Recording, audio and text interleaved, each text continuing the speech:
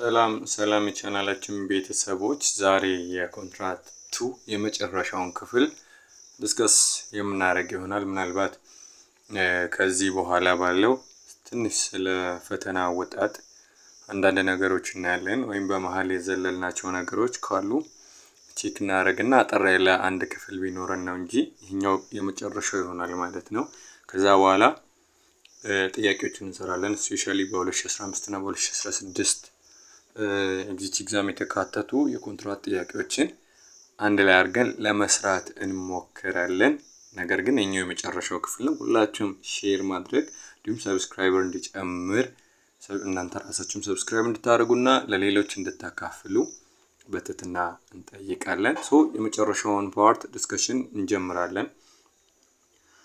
ክሬዲተር ፓርቲስ ያው ሰርድ ፓርቲ in relation to contract ዲስከስ እናደርግ ነበር ያቆምነውና ከዛ አሁን ስንቀጥል ክሬዲተር ኦፍ ፓርቲስ የሁለት ውል የተዋዋዮቹ ክሬዲተሮች ምን አይነት መብት አላቸው ወይም ከነሱ ጋር ያለ ግንኙነትስ እንዴት ይሆናል ሲባል the general rule the property of a debtor is security of his creditor. so አንድ ሰው ጀነራል ያለው የራሱ የሆነ ንብረቶች የሱን እዳ ሲኪዩር ለማድረግ ይጠቅማሉ ማለት ነው። ለምሳሌ አንድ ሰው የሆነ ውል የብድር ውል ቢሆን ከተዋዋለ በኋላ ባይከፍል ቤቱ እንደ ሴኩሪቲ ሆኖ በፍርድ ቤት አንድ ሰው አመልክቶ ንብረቱ እንዲሸጥ አድርጎ ያንን እዳ ለመክፈል ወይም እንዲከፈልለት ሊያስደርግ ይችላል ማለት ነው። ቤቱ እንደ ሴኩሪቲ ያገለግላል ማለት ነው። Normally this right is exercised by obtaining a court order or final judgment and attaching the debtor's property. ቅድም እንዳለው በፍርድ ቤት እንትን ካለ በኋላ ፋይናል ጀጅመንት ከሰጠ በኋላ በፍርድ ቤት በኩል ቤቱ እንዲሸጥ ያፈጻጸም ክስ ከከፈተ በኋላ እንዲሸጥ ተደርጎ ከዛ በኋላ ነው እዳው የሚከፈልለት ማለት ነው በሐራጅ ተሽጦ። exception properties not liable to attachment እንደዚህ እንደ ሴኩሪቲ ለመገልገል ማንችልባቸው ፕሮፐርቲዎች ሊኖሩ ይችላሉ። ለምሳሌ ለሰውየው ላይክ ኖርማሊ እነዚህ ኤክሴፕሽኖች በ404 በሲቪል ፕሮሲጀር ኮድ ይቀመጣሉ። ኖርማሊ ለምሳሌ ለቤተሰቡ ለ6 ወር ያህል የሚመገብባቸው የምግብ አይነቶች ምናምን እንደዚህ አይነት ነገሮች ቢሆኑ ወይም ሌሎችም ሊኖሩ ይችላሉ። ብቻ በ1988 ሰባን እና 404 መሰረት ኤክስክሉድ የሚደረጉ ኤክሴፕሽኖች አሉ።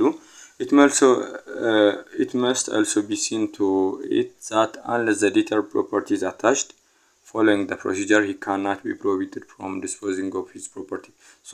የአንድ ዴተር ፕሮፐርቲ እንደ ሴኩሪቲ ያገለግላል ሲባል ፕሮፐር የሆነ ፕሮሲጀርን ተከትሎ የሆነ ክልከላ እንዳይሸጥ ክልከላ ካልተላለፈበት በፍርድ ቤት በኩል ስቲል ሰውየው ነፃ ነው ማለት ነው። በዚህ እንድትረዱ ፈልጋለሁ። ስለዚህ ይህን ፕሮሲጀር ተከትሎ አታች ካላስደረገ ከዚህ ሰውዬ ይህን ንብረት የገዙ አካላት ለምሳሌ እንደ ሴኩሪቲ ሊያገለግል የሚችለውን ንብረት የገዛው አካል ራሱ አይጠየቅም ወይም ከዛ ሰው በኋላ መቀበል አንችልም ማለት ነው በፍርድ ቤት አስወስነን እንዳይሸጥ ካላስደረግን። ነገር ግን ከዚህ በተጨማሪ የተቀመጡ ደግሞ ለአንድ ክሬዲተር የሚያገለግሉ የተለያዩ ሜካኒዝሞች አሉ። እነዚህ እናያለን። የመጀመሪያው ሴኩሪድ ክሬዲተር ነው። ሁለተኛ ሪዘርቫቶሪ ኦር ኦብሊክ አክሽን የሚባለው ነው። ሶስተኛ ሪቮካቶሪ አክሽንስ ኦር አክሲዮሊያና የሚባልና the right to attack simulated contracts የሚባል ናቸው። ሴኩሪድ ክሬዲተርስ 1990 ላይ በመጀመሪያ ዲስከስ የተደረገው ምንድነው? ሴኩሪድ ክሬዲተርስ ማለት ለምሳሌ መጀመሪያ ውሉን ሲዋዋሉ እንደ ማስያዣነት የሆነ ነገር ያዙ። ለምሳሌ ይሄ ቤት ለዚህ ውል ይሄ ውል ካልተፈጸመ ይሄ ቤት ተሽጦ እንዲከፈል እንደ ማስያዣ ሰጥቻለሁ ብሎ የቤት ካርታ ያስያዘ ከሆነ በዚህ ቤት ላይ ይሄ ሰው ተቀዳሚ መብት አለው። ሶ ሌላኛው ሰው ይህንን ቤት አታች ማስደረግ ቢፈልግ መጀመሪያ ቤቱ አታች እንዳልተደረገ ቀድሞ ማወቅ አለበት ማለት ነው። ሶ ሴኩሪድ ክሬዲተር ከሌላው በፊት በዛ ሴኩሪድ በተደረገው ንብረት ላይ የቅድሚያ መብት አለው። ሶ the law may also entitle third parties to accrue security interests such as in the case of claim for costs። አንዳንድ ጊዜ ደግሞ በኮንትራት ሳይሆን ከህግ የሚመነጩ ነገሮች አሉ እና ሴኩሪድ ክሬዲተር አንደኛ ከአግሪመንትም ከህግም ሊመነጭ ይችላል። ሁለተኛው ምንድነው? ፕሪዘርቫቶሪ አክሽን ነው። ፕሪዘርቫቶሪ አክሽን ማለት አንድ ሰው የሆነ ዴተር ቢኖርና ለዛ ዴተር ደግሞ ሌላ ዴተር ቢኖረው ለምሳሌ አንድን ይሄኛው ባለዕዳ ለዋናው ለክሬዲተሩ ላለመክፈል ብሎ ከሌላኛው ባለዕዳ መክፈያ ጊዜው የደረሰውን እዳ ከፍሎ ጠይቆ አልቀበልም ቢል ለምሳሌ እኔ በወስድም እሱ ከኔ ብር ይወስድብኛል ብሎ ገና ለገና የነና ሳይት ይወስዳል ብሎ እንትን ባይል ይሄ ኦብሊክ አክሽን ይባላል። በሰውየው በዴተሩ ስም የዴተሩን ዴተር ከእንደገና ይከሳል ማለት ነው። ሶ እዳህን ክፈልና እኔ ደግሞ ከሱ እቀበላለሁ ብሎ ያኛውን ሰው ግን ሲከስ በማን ስም ነው? በኦሪጂናል ዴተሩ። ሶ የዴተሩን ዴተር በዴተሩ ስም ሄዶ ይከሳል ማለት ነው። ሶ ይሄ ኦብሊክ አክሽን ይባላል እና ብዙ ጊዜ በጥያቄ ትመጣለች። an action that is undertaken by a court approval to prevent the impoverishment of a debtor with an effect of jeopardizing the payment of his debt። ሶ እቺኛዋ እንትነች ብዙ ጊዜ ቀጥታ ተመጣና ምንድነው የሚባለው? ኦብሊክ አክሽን ወይም ፕሪዘርቫቶሪ አክሽን ይባላል ማለት ነው። ሶ ይሄኛው ሰውየው ላይክ ኖርማሊ ዳውን ሴኩር ከሰውየው ምንም የሚያገኘው ነገር ባይኖርና ዴተሩ ግን ከሌላ ሰው እዳ ቢኖርበት ነው እኔ ብቀበልም እሱ ይቀበላል ብሎ እሱ ሊወስደው ነገር ለምን ጠይቀዋለሁ ብሎ አውቆ መብቱን ቢያሳልፍ ይሄኛውን ለማስቀረት የሚያደርገው ክስ ኦብሊክ አክሽን ወይም ፕሪዘርቫቶሪ አክሽን ይባላል። ሌላኛው ዘሪቫካቶሪ አክሽን ነው። 1995 እና 96 ነው ሪቫካቶሪ አክሽን የሚባለው አንድን ነገር ሪቮክ እንዲያደርግ። ይሄ 993 በተለይ ከሰክሴሽን ጋር አክሽን በኋላያና ምናምን ነገር የሚባለው ኮንሰፕት በደንብ ማውቃለሁ። በ976 ላይ ኦፕሬት የሚያደርገው ነው። ሶ በዶኔሽን ሰዓት ምናምን በጣም አፕላይ ያደርጋል። the right to prevent a debtor not to unduly transfer or alienate his property interest so as to jeopardize the creditor's right። so የክሬዲተሩን ራይት ጂኦፓርዳይዝ ለማድረግ ወይ በዶኔሽን መልክ ወይ በትራንስፈር አድርጎ ወይ በሆነ ሚንስ ለሌላ ሰው ንብረቱን እንትን የሚያደርግ ከሆነ ይሄንን ሪቮክ እንዲያደርግ የሚጠይቅበት ሪቮካቶሪ አክሽን ይባላል ማለት ነው። በመጀመሪያው እዳውን አልጠይቅም ብሎ ዝም ሲል ሄዶ በሱ ስም የሚከስበት ሁኔታ ነው። በዚህኛው ደግሞ አውቆ በዶኔሽን መልክ ለሌላ ሰው ይሰጣል። በብድር ነው በስጦታ ምናምን ነገር ብር ተቀብሏል ኦልሬዲ ወይ በስጦታ መልክ ወይ በእንትንም ትራንስፈርም ሲያደርግ ነው እዳ አለብህ እዳህን ሳትከፍል ይሄንን ዶኔሽን መስጠት አችልም፣ ይሄንን ትራንስፈር ማድረግ አችልም፣ አሊኔት ልታረግ አችልም፣ መሸጥ መለወጥ አችልም ብሎ የሚከለክልበት ነው። ሌላኛው so the creditor challenges his debtor has performed with third party with a view to preventing him from exercising his right to claim whatever is due to him። so የታው ቀደም ያልነው ነው ማለት ነው። so ክሬዲተሩን የዴተሩን አክሽን ቻሌንጅ ያደርጋል ማለት ነው። so creditor should show an act of fraud or bad faith on the part of the debtor። ዴተሩ ይሄንን ነገር ሲያደርግ ሲሸጥ በእንትን በስጦታ ሲያበረክት በዴተሩ ሳይድ ያለውን ባድ ፌዝ ማሳየት አለበት። ሶ ይሄኛውን በዚህ ጨርሰናል። ፕሩፍ ኦፍ ኮንትራክትን አጠር አድርገን የመጀመሪያው በርደን ኦፍ ፕሩፍ ነው። 2001 ላይ አርቲክል 2001 ላይ የተቀመጠው ሶ አንድ ራይት አለኝ ብሎ ክሌም ያደርግ ሰው ያንን ፕሩቭ የማድረግ ግዴታ አለበት። መብት አለኝ ብሎ የሚጠይቅ ሰው ያንን መብት ፕሩቭ ማድረግ አለበት። ይሄ የመጀመሪያው ሩል ነው። ሁለተኛው ደግሞ ኖ እሱ መብት የለውም ብሎ አንድ ጊዜ ሰውየው መብት መኖሩን ካረጋገጠ በኋላ ኖ መብት የለውም ለማለት ሶስት ነገሮችን ፕሩቭ ማድረግ አለበት። ወይ ኮንትራቱ ኔል እንደሆነ ወይም ቮይድ እንደሆነ ማሳየት አለበት፣ ወይ ቫሪ እንደተደረገ ቫሪሽን እንዳለው ማሳየት አለበት፣ ወይም ደግሞ ከዚህ በፊት ኤክስቲንክሽን ኦፍ ኮንትራክት ኢንቫሊዴሽን ካንስሌሽን ፐርፎርማንስ ሴት ኦፍ ምናምን እነዛን ግራውንዶች አውጥቶ ማሳየት አለበት። ከነዛ ውጪ ኔሊቲ ቫሪሽን እና ኤክስቲንክሽን ግራውንዶችን ማነሳ ከሆነ ስቲል ሂስ ሊያብል ሶ ከኃላፊነት ሊያመልጥ አይችልም ማለት ነው። አድሚሲቢሊቲ ኦፍ ፕሩፍ እንዴት በምን አይነት መልክ ሊቀርብ ይችላል ሲባል ሪትን ዶክመንት፣ ቴስቲሞኒስ፣ ፕሪዛምፕሽንስ፣ አድሚሽንስ ኦር ኦዝ ወይም ቃለ መሐላ እነዚህ ሁሉ አንድን ኮንትራት ለማረጋገጥ የሚያገለግሉ ናቸው። ጽሁፍ እንዲሁም ቴስቲሞኒ ሚንስ ምስክርነት መጥቶ በፍርድ ቤት እንትን ማለት በሌላ በምስክር ምናምን በፕሪዛምፕሽኖች በአድሚሽን እንዲሁም በቃለ መሐላ ሊረጋገጥ ይችላል። እነዚህ ፕሩፎች ደግሞ ሌጋል ፕራዮሪቲ የላቸውም። ላይክ አንዱ ከአንዱ የሚበላለጡበት ሁኔታ የለም። ነገር ግን ኢን ዋን ኬዝ ኤክሰፕሽን አለ። ይሄም ሪትን ፎርም ላይክ አንድን ኮንትራት በሪትን ፎርም መሆን ያለበት ፎርማሊቲ ሪኳየርመንት ያለው ኮንትራት ሲሆን ይህ ኮንትራት ምንጊዜም የሚረጋገጠው ራሱን ሪትን ዶክመንት በማቅረብ ብቻ ነው። ሶ በዚህን ኬዝ ፎርማሊቲ ሪኳየርመንት ባለው ኮንትራት ሌሎች እንትኖች አይሰሩም። አስ ኤክሰፕሽን የሚሰሩበት ለዚህኛው ደግሞ ኤክሰፕሽን አለ። ዛት ሚንስ ኤክሰፕሽን ቱ ኤክሰፕሽን ማለት ነው። በሌሎች ግራውንድ ሊረጋገጥ የሚችለው መጀመሪያ ዶክመንቱ ዲስትሮይ እንደተደረገ፣ እንደጠፋ፣ እንደተሰረቀ ያንን በደንብ አድርጎ ሲያስረዳ ላይክ የተሰረቀበትን ግራውንድ ምናምን በደንብ አድርጎ ካስረዳ በኋላ ፍርድ ቤቱ ሲፈቅድ በሌላ ማስረጃ ደግሞ ኮንትራቱ ኤግዚስት ማድረጉን ኤክሰፕሽናሊ ሊያረጋግጥ ይችላል። ግን በጣም አስቸጋሪ ነው።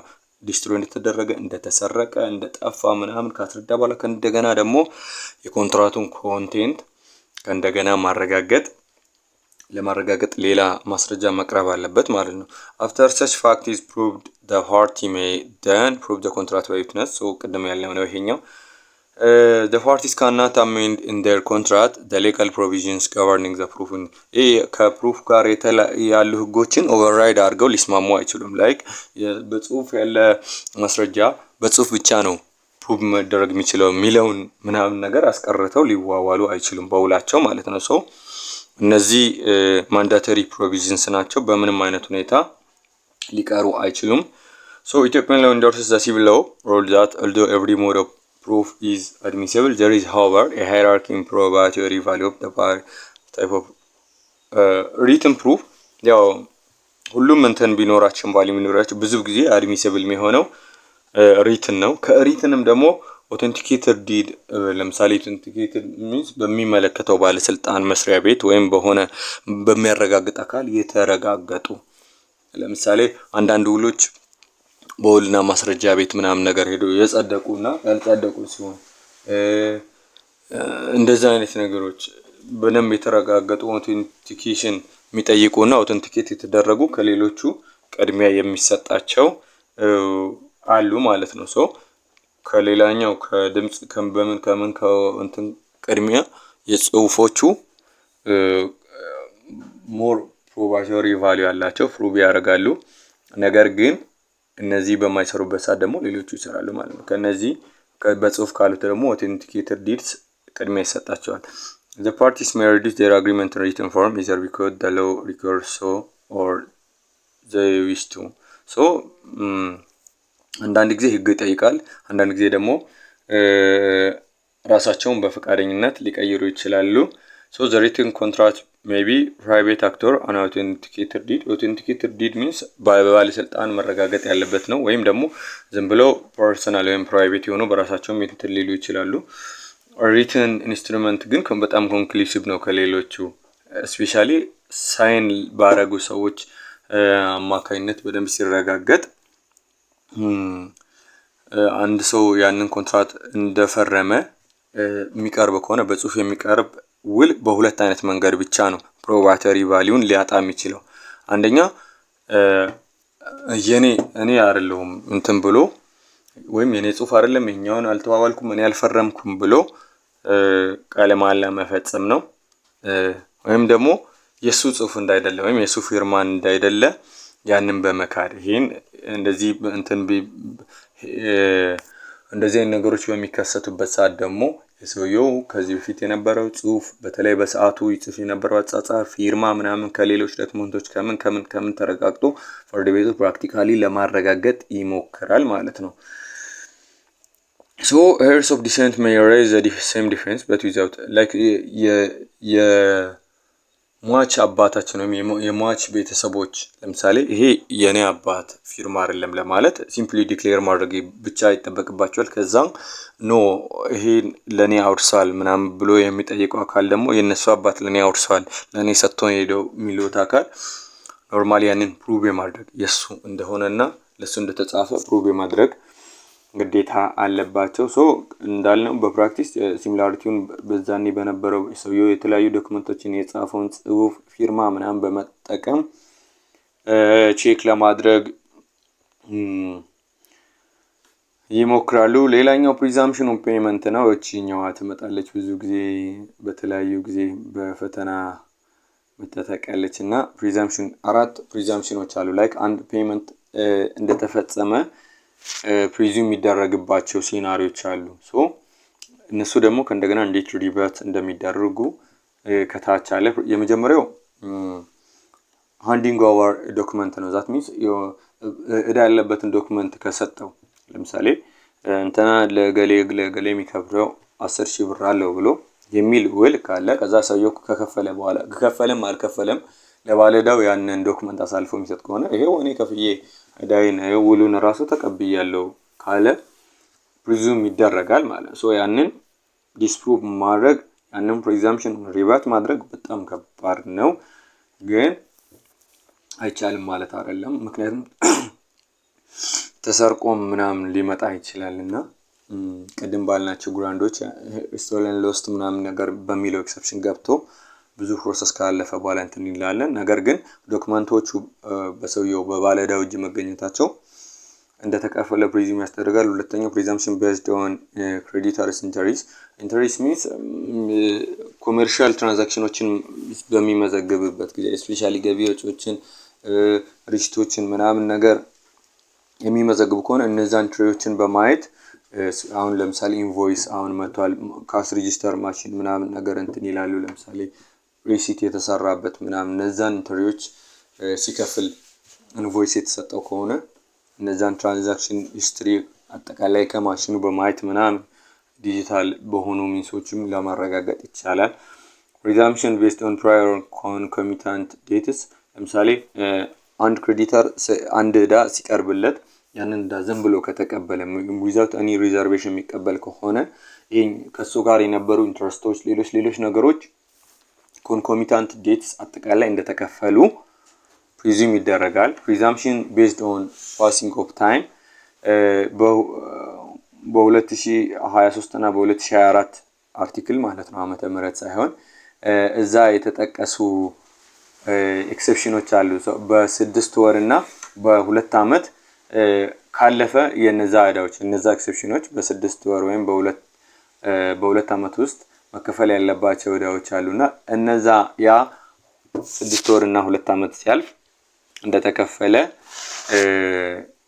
ፕሪዙም ይደረጋል ማለት ነው። ሶ how to set aside presumption sub article 1 of article 2025 of civil code provides that the presumption may not apply here the debtor has acknowledged the debt in the writing like እዳ አለ ስቲል ብሎ እነዛ ያሉት ፕሪዛምፕሽኖች ቢኖሩም ዶክመንቶቹ በእጁ ቢገቡ ወይ ኢንትሪዎችን ምናምን ነገር እንትን ቢሉም ሰውየው አክኖሎጂ ያደረገበት ስቲል ባለዕዳ ነኝ ብሎ አክኖሎጂ ያደረገበት ግራውንድ ካለ ሶ ስቲል ይሄኛው ያንን ፕሪዛምፕሽን ሪቤት ያደርጋል። ሰብ አርቲክል 2 of the civil code similar states that the legal presumption are not applicable here prior to expiry of the period the creditor has instituted court action ለምሳሌ አሁን ቀደም የተባሉት በ2023 እና በ2024 መሰረት ሾርት ተርም እንትን የተሰጣቸው ለነዚህ ሰውየው ኦሬዲ ክስ ጀምረው ከሆነ